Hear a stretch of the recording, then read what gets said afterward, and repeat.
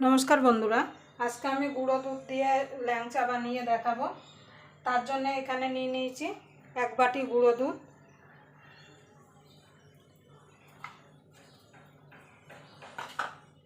এবার এই বাটিরই 4 ভাগের 1 ভাগ নিয়ে নেব ময়দা। দেখুন বন্ধুরা দিয়ে দেব ময়দাটা।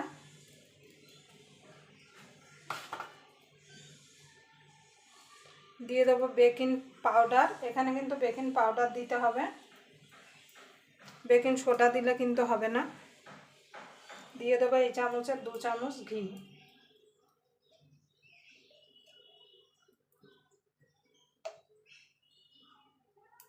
এবার ভালো করে ঘিটা গুঁড়ো দুধ আর ময়দার সঙ্গে মিশিয়ে নেব।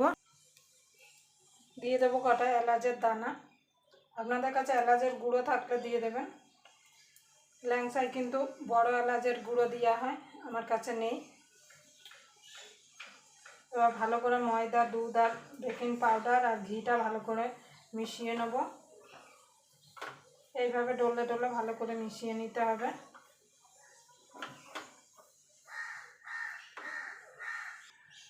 দেখুন বন্ধুরা ভালো করে মেখে নিয়েছি। আপনারা কিন্তু চাইলে এর মধ্যে লাল ফুড কালার দিতে পারেন, তাহলে ভিতরে সুন্দর একটা কালার আসবে। এবার এখানে দুধ জাল দিয়ে রেখেছি, অল্প অল্প করে দেবো আর ডোটাকে মেখে নেব। একসঙ্গে দিয়ে দেবেন না, আপনারা দুধের বদলে জল দিয়েও কিন্তু মাখতে পারেন। আপনাদের যদি ভিডিওটা দেখে যদি ভালো লাগে তাহলে অবশ্যই একটা লাইক করে দেবেন, আর আমার চ্যানেলটা অবশ্যই সাবস্ক্রাইব করে নেবেন, আর পাশের বেল আইকনটা অবশ্যই বাজিয়ে দেবেন আমি যখন কোনো নিত্য নতুন রেসিপি আপলোড করব সবার আগে পাওয়ার জন্য।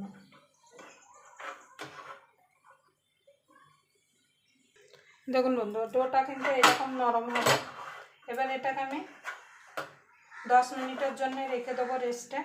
এটা যতক্ষণ রেস্ট হচ্ছে ততক্ষণ আমি চিনির শিরাটা বানিয়ে নেব। এটা 5 থেকে 10 মিনিট রেস্টে থাকলেই কিন্তু এটা সেট হয়ে যাবে।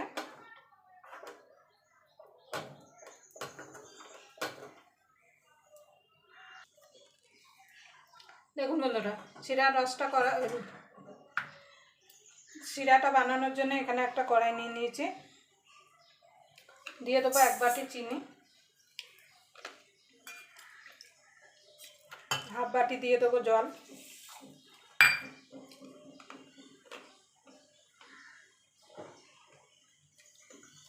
এবার গ্যাসটা ধরিয়ে চিনির শিরাটা রেডি করে নেব। খুব পাতলাও হবে না, আবার খুব ঘনও হবে না। একটা চিটচিটে একটা শিরা হলেই হয়ে যাবে। দেখুন বন্ধু চিনির শিরাটা হয়ে গেছে। দেখুন এরকম চিটচিট করলে জানবেন চিনির শিরাটা হয়ে গেছে। 1 তার 2 তার কিছু লাগবে না। এবার সামান্য একটুখানি লেবুর রস দিয়ে দেবো। লেবুর রসটা দিলে কী হবে, চিনির শিরাটা বসে যাবে না। এবার গ্যাসটা নিভিয়ে এটা ঢাকা দিয়ে সাইডে রেখে দেবো। দেখুন বন্ধু এটা সেট হয়ে গেছে। এবার হাতে একটু করে নেব। আপনারা যেমন বড় করতে চান সেই বুঝে এখানে করে নেবেন। এবার আমি চমচমের শেপটা দিয়ে দেবো।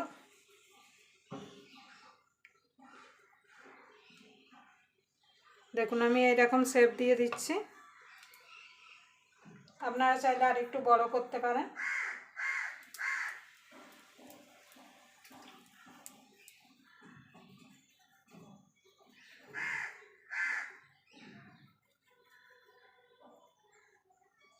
এটা আবার একটুখানি ছোট হয়ে গেল।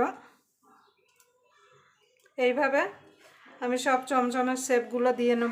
দেখুন বন্ধুরা সবগুলো গড়ে নিয়েছি, এবার ভাজবো। দেখুন বন্ধু তেলটা বসিয়ে দিয়েছি, তেলটা হালকা গরম হয়ে গেছে। খুব গরমে দিলে কিন্তু হবে না, হালকা গরমে দিতে হবে। দেখুন দেওয়ার পরে কিন্তু সাইড দিয়ে আস্তে আস্তে বুড়বুড়ি উঠছে, তার মানে এইরকম তেলেই কিন্তু ভাজতে হবে। এবার আমি সবগুলো ছেড়ে দেবো। আর গ্যাসটা কিন্তু একদম লো টু মিডিয়ামে রাখতে হবে, জোরে দেওয়া যাবে না, তাহলে উপর থেকে কালার চলে আসবে আর ভেতরে কাঁচা থেকে যাবে।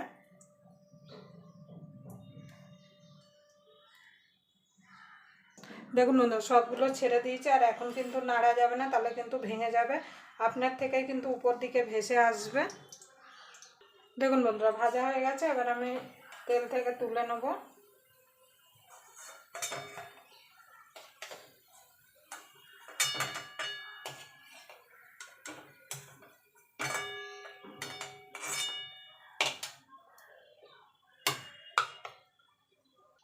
দেখুন বন্ধুরা চিনির শিরাটা হালকা গরম আছে, এবার দিয়ে দেবো। দিয়ে এটাকে ঢাকা দিয়ে 2 ঘন্টা রেখে দেবো। 2 ঘন্টা পরে দেখাচ্ছি যে কেমন হলো।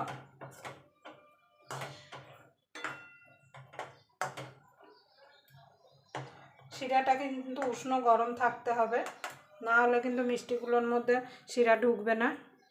2 ঘন্টা পরে ফিরে দেখুন বন্ধুরা 2 ঘন্টা হয়ে গেছে, আর দেখুন কত সুন্দর রস ঢুকে গেছে। দেখুন একটা কেটে আমি দেখাচ্ছি।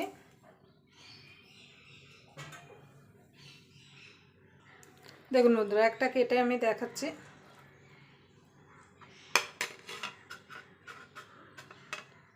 দেখুন কত সুন্দর রস ঢুকেছে, আর দেখুন কত সুন্দর সফট আর নরম, আর দেখুন জালিদার হয়েছে। এই মিষ্টিটা যদি আপনারা কাউকে যদি খাওয়ান, কেউ কিন্তু খেয়ে বুঝতেই পারবে না যে এটা বাড়িতে বানানো না, দোকান, সবাই ভাববে দোকান থেকে কেনা, বাড়িতে বানানো না। দেখুন কত সুন্দর হয়েছে আর কত সুন্দর রস ঢুকেছে। দেখুন দেখুন আপনারা এইভাবে অবশ্যই বানিয়ে নেবেন। আমি এই রসের মধ্যেই রেখে দেবো, আপনারা চাইলে কিন্তু খোয়া ক্ষীরেও গড়িয়ে নিতে পারেন, মানে খোয়া ক্ষীরটা গেটারের সাহায্যে গেট করে খোয়া ক্ষীরে একটা একটা করে মিষ্টি তুলে গড়িয়ে নিতে পারেন, তাতে কী হবে দেখতে আরও সুন্দর লাগবে। আমি এইভাবে রসের মধ্যেই রেখে দেবো। দেখুন ছোট ছোট হলে কী হবে, দেখতে কিন্তু খুব সুন্দর হয়েছে, আর খেতেও কিন্তু দারুণ হবে। আবার আপনাদের সঙ্গে কোনো নতুন রেসিপি নিয়ে দেখা হবে, ততক্ষণ পর্যন্ত আপনারা ভালো থাকবেন, সুস্থ থাকবেন।